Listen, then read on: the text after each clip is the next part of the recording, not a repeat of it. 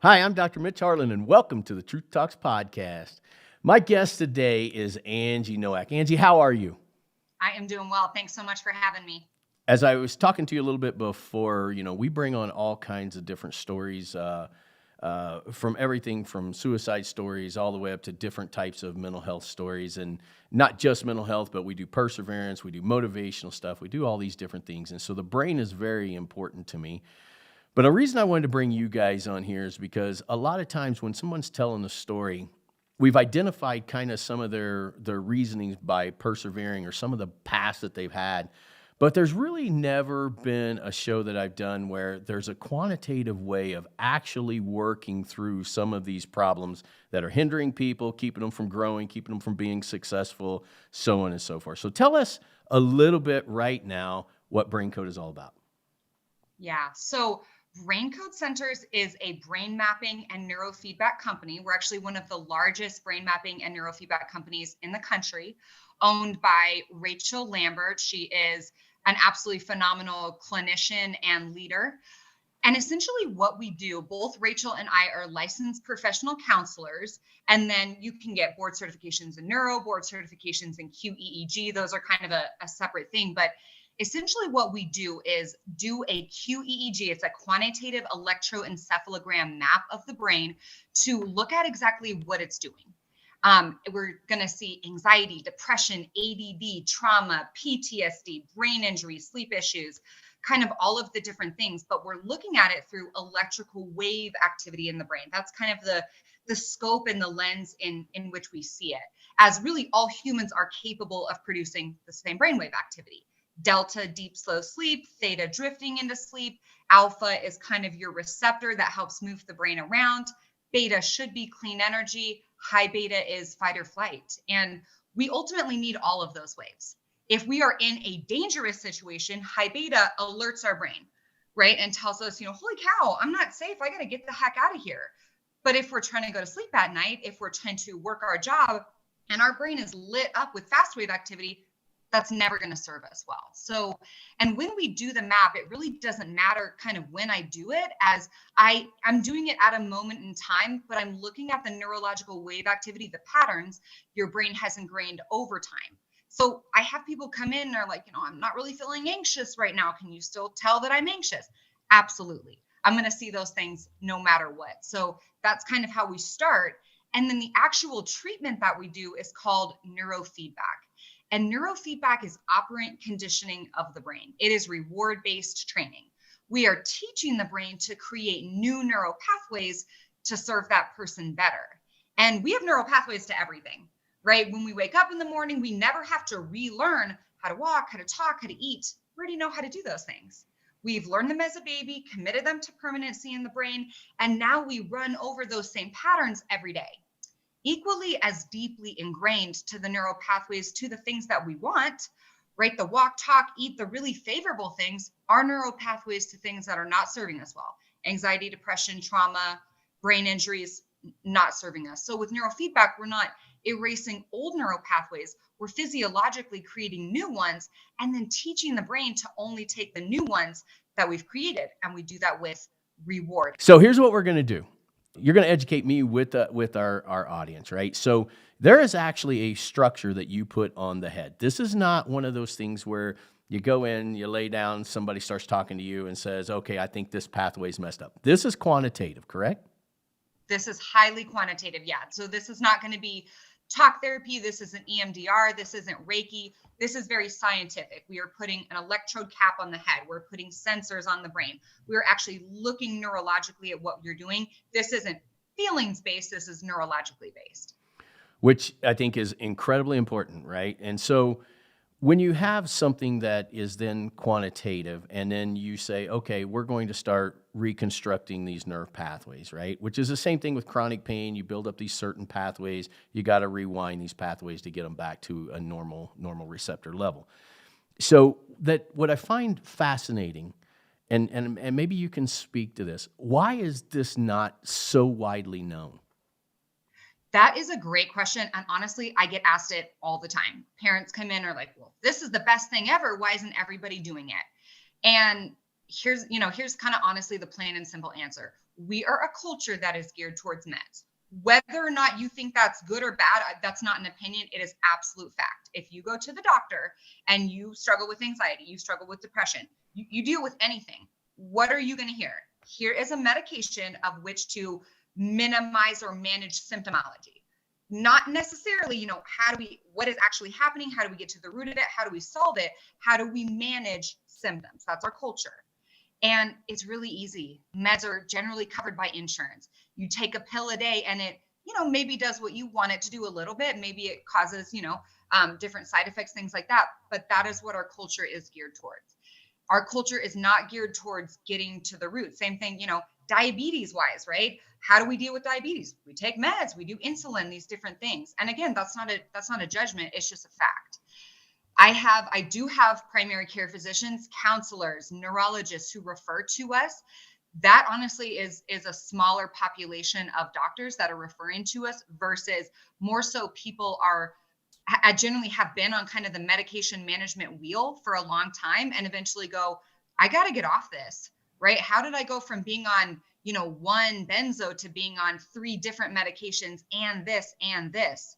So that's really ultimately the reason that it honestly, it's a lot more work up front. Now, neurofeedback is a long-term solution, not a short-term fix, but it's more work to come in and do a brain map, to see me twice a week, to do 60 sessions, 40 sessions of neuro. That takes more work on the front end versus it's a little bit easier to take a med every day. Yeah, take the pill. Absolutely. Okay, here we go. Another question. What ages are best to come into the clinic? Yeah, so generally we'll see, I would say 4 or 5 is usually the minimum. And that's because younger than that, and they're going to have a really hard time sitting still with the map. Ultimately, kind of my rule of thumb is if I can't bribe them, right? If I can't bribe a kid, then we probably can't do the map because sitting still for a little bit of time while I put the cap on and different things is a little bit more challenging. And then age-wise, as old as you will come in. I have treated somebody who was in their late 80s. As neurofeedback is increasing plasticity in the brain, it's keeping the brain fresh. If you think about your muscles, if you don't use your legs or your arms, they're going to start to atrophy.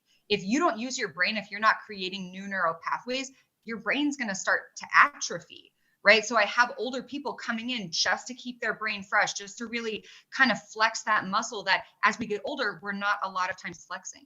So, mental health is out of control. It's absolutely out of control now. And Out of control.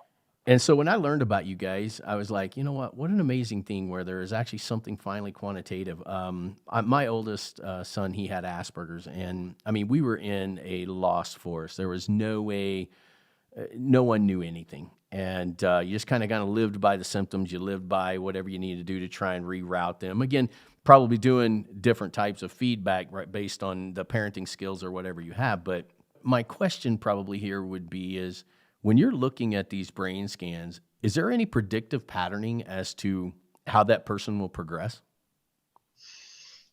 That is a really good question. So not necessarily, yes and no. So sometimes I get asked, where did this come from, right? Somebody who, let's say, deals with, just crippling anxiety or something like that. There's not a thumbprint, a timestamp of like, this is where, this came from, things like that. Our brains are kind of made up of all the things. There's the biology, right? What our parents gave us. Then there's things that happen to us along the way. Kids who have experienced trauma, people who have experienced trauma, adoption, brain injuries, things like that all play into it. And there isn't necessarily a clear cut, hey, this is what your brain pattern is. If we don't address this, you're going to turn out like this. We can have indicators though, right? If someone has a ton of fast wave activity, overactivity in their prefrontal cortex, I'm going to imagine that if they're slightly reactive as a kid and a little bit more aggressive and a little bit more, lashing out, it's probably going to get worse, right? That, it's a lot easier to tell a 5-year-old no than it is a 25-year-old. So I'm a very big, fan of early intervention. Hey, let's work on their brain patterns now so their brain develops around these new healthier wave activity patterns versus kind of, let's wait till they're, 35 and have, struggled a lot against their brain. One thing that is incredibly fascinating to me, and I sit here and I scratch my head thinking, why the hell is this not in every school? So What if we did this neurofeedback in all these schools? Would there be less school shootings? Would there be less drug use? Would there be happier relationships as they grow up? Because perhaps, their families shit at home or whatever it may be. But could this neurofeedback, by retraining those pathways, maybe even have the student themselves help with the parenting role at home? I mean, why is this not used everywhere? The one word answer to that is money, numero uno. However, so there is an incredible book. It's called A Symphony in the Brain, and it's kind of on the history of neurofeedback and the origins of neurofeedback. And I'm going to butcher the study. There was a study done, and I want to say that it was in the 80s, and it was in New York City, where there was basically public funding, and they put neurofeedback in low income, high risk schools. So rather than kids going to detention, they sent kids to neurofeedback. Test scores went through the roof. These kids' behavioral issues start incredible results. Rather than, hey, I'm going to punish you because you don't have control of your brain. It was, hey, let's put you in a situation to actually work on the root of what's going on versus bad behavior. It was like, hey, let's actually look at the neurology of what's happening. But at the end of the day, and so that, I mean, I recommend anybody read that book if they're interested in neurofeedback. It's incredible. At the end of the day, it's finances, right? That we cut arts programs, all these things are getting cut out of schools. And mental health, like you said, is absolutely through the roof. Even though at the day and age we live, we have more counselors, we have more information on mental health than we've ever had before, more access to mental health. Mental health is at its worst. So really, what's the solution? And I would love to have the solution. I don't. I honestly believe that if we could get neurofeedback into schools, now that would also mean teacher involvement, parent involvement, right? Parents saying, absolutely, yes, you can look at my kid's brain and work on that. But even if 50% of parents signed on for that, I think that there would be incredible, impactful change, not only on children, but then on generations to come, right? Because they ultimately are the future. Who is the best candidate to come see you? At what level does a parent or a person come in and say, like we all feel anxiety, we all feel a depression periodically. When is the time to come in and say, is my chemistry messed up? So that's a really good question. And it totally depends on the person, right? That I am a little bit more on the front end, right? I don't like to wait until things get really bad to start to address them. Some people do, right? We kind of live in a culture of like, I'm going to avoid that until it's actually a situation that I have to address. I would say that we do see a lot of people for peak performance, right? There's nothing necessarily horribly wrong. They just want their brain to be the absolute best that it can be, right? As a culture, we focus a little bit neck down. We eat right, we take supplements, we do all the things. What are we doing to focus neck up, right? What are we doing to flex our best asset and to optimize our best asset? I would say I generally tend to see people on the back end, and it's kind of a bummer. It's just the reality that the way in which our healthcare system works, I see people who have done a couple of years of talk therapy. I believe in talk therapy. It's amazing. My license is clinical mental health. I see people who have been on meds forever, right? And finally are fed up with it, or it's never really done what they need it to do, and the side effects are becoming unmanageable. I would love to see people who are going, hey, what used to be creativity now has turned into distractibility. What used to be, I would just get in the zone. I was hyper focused. Yeah, I felt a little anxiety. Now feels, man, it's getting a little bit out of control. I would love to see people when they're in that state. I tend to see people a little bit further down the road. So and don't get me wrong, I definitely do see people early intervention. It's not the norm. Yeah, that's kind of what I assume, right? It's like wait until something bad happens before we take the pill or get any type of therapy or any type of testing. And yeah, it's unfortunately part of the healthcare system. So, what about people that are in businesses and like executive type of people making big decisions, a lot of stress? Is this something valuable for them as well? Oh my gosh. I have seen so many professional athletes, football, baseball, golf, all these professional athletes. I see a lot of CEOs. Again, this is generally what we would consider kind of more peak performance type training. You're a high functioning person. How do you have that edge? Right. And we talk about that in golf, right? Rachel and myself are golfers. We love golfing. And you're talking about a high achieving golfer. They're on hole 18. They're 10 strokes down, looking so good, hit a bad tee shot. Do you crumple? That's a head game at that I point, do. right? Are you Yeah, right? At the end of the day, you watch people fall apart in that moment. You hit a bad tee shot, next shot's bad, next shot's bad. What happened? Their brain went into fight or flight, right? Hypervigilance, anxiety. They got out of the zone. They're no longer there, and everything started to unravel.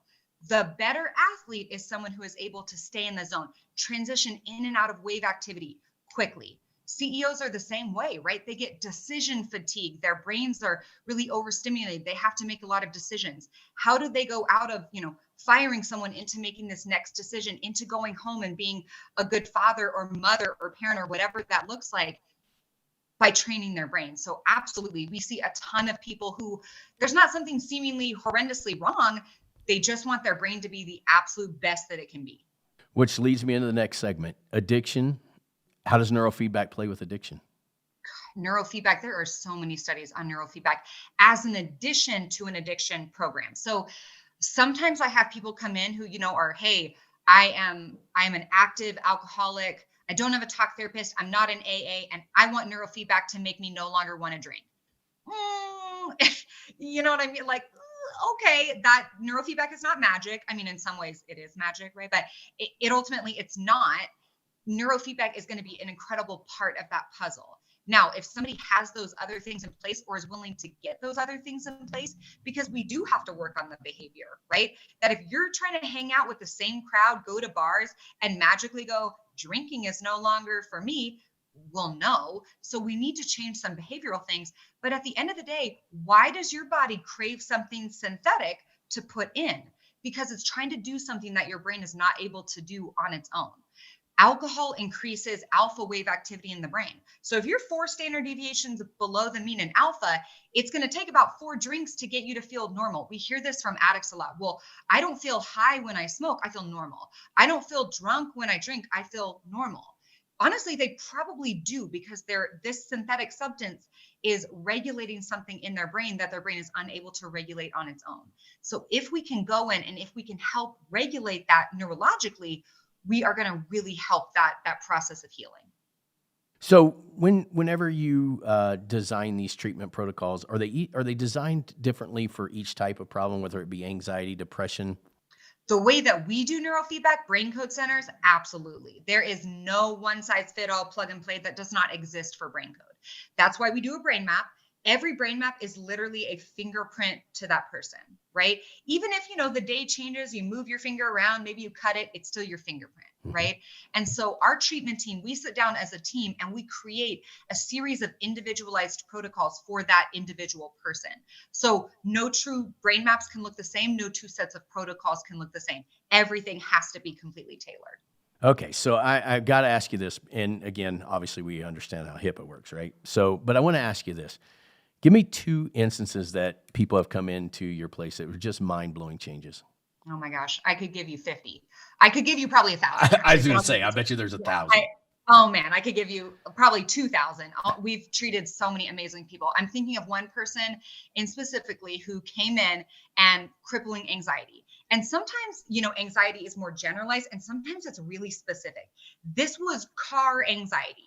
That I cannot drive. I am crippled by the idea of driving, traveling, couldn't get on a plane. I mean, taking multiple Xanax to even get in a car to try to go anywhere. Just horrible, crippling anxiety. And looking at this person's brain map, tons and tons of overactivity, fast wave activity, tons of fast wave activity, prefrontal cortex. We make our decisions in our prefrontal cortex. This is our decision-making center. And so I would say probably 40 sessions into neurofeedback, completely different human being. 60 sessions in, graduated from treatment. I've actually never seen this person again. Sometimes people come in and do booster sessions. Sometimes they don't. I recommend it, but some people say, hey, I don't necessarily need it. This isn't like going to the dentist for me. I'm all set. Life-changing. This person flew to China. That is not a quick flight after doing neurofeedback with us. Incredibly tangible change.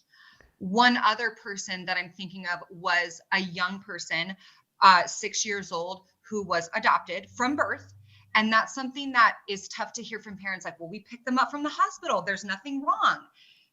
We know about inner utero trauma, right? That trauma does not only start at birth, trauma starts in utero. So this child was showing, all signs of reactive attachment, very aggressive, super reactive, really underdeveloped. Neurofeedback was incredibly impactful, not only for this child, but for their family, right? As one member of a family has a ripple effect on the rest of the family.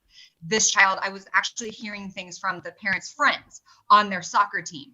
What are you doing? Did you medicate so and so? Because they're a completely different kid, not getting in fights, not being reactive, not yelling, getting along with siblings, being respectful to parents, saying I love you and meaning it. Absolutely life transformation change. I mean, it's just, yeah, it just kind of blows me away because I got to even admit on my end of the spectrum, I'm probably as guilty as anybody because I can probably think of 100,000 people that I didn't do my research on, didn't even know Brain Code existed until I heard about you guys. And it does. It's I totally see how this is probably far better than most other types of treatments that are out there. And I'm actually thinking of several different types of people. The one I talked about, but I know some athletes that are going to the next level. I know they're not prepared for it because they have that juvenile brain and they're just not ready to take that next big leap. And I think a lot of that comes from wisdom, right? When you get old. I mean, I'm only 27, but I aged pretty fast, and it's progeria, I think is what they call that, right, Producer Chad? I got progeria. I'm only 27, but I look 53. And Listen, I've been 29 for at least 6 years. yeah, hey, that's beautiful. It's beautiful. But I really see this as such a huge benefit, and I'm really pleased that you guys agreed to come on the show because we like to offer our listeners some things that actually make a difference. But I'm a scientist, and man, when I can see something that's tangible and be like, okay, now this makes sense, and then you can see the results of something that then happens afterwards. That really intrigues me. So I'm really appreciative that you guys came on, and I hope people will look you guys up. And I want to thank you so much for coming on here and sharing some of this knowledge and understanding. And I really do hope people listen to this because I think it ought to be the first step. I would do this first. If this doesn't work, then you know what? If you need to, go the drugs, do whatever you got to do. But is there anything else you'd like to add? One more thing. We Brain Code Centers offer 100% free consultations. So we do 45-minute consultations completely for free. Rachel and I do those personally. So that's not a job that we have passed off. That is a job that we have wanted to hold on to as we love educating and we love instilling hope and having impact. That's truly our goal. That's another reason Rachel and I tour the country and keynote speak on mental wellness and brain health. And truly just so people know that there's another option, that if they choose counseling, if they choose medication, there is no shame in that game. Do what you have to do for your mental health. We want them to know that there's another option at least available to them, which is why we do free consultations. So if people have questions, if people want to learn more, www.braincodecenters.com. They can check out our Instagram at Brain Code Centers. And we would love to just meet people and educate and let people know that there's another option and that there absolutely is hope, that the way they're living isn't the way that it has to continue. You know what? Thank you so much, Angie, for coming on the show. And I really do. I really appreciate this. And I think you guys are doing something pretty special. And I hope more people become aware of it. That's obviously why we wanted to run the show, to make our listeners aware that there is another option. So again, appreciate everything you did. I'd like to stay in contact with you. I have a lot more questions, I'm sure, as we get going. But I really do appreciate you coming on and giving us your time. Well, thank you so much for having me. I really appreciate it. It has been a very fun time. Thank you so much.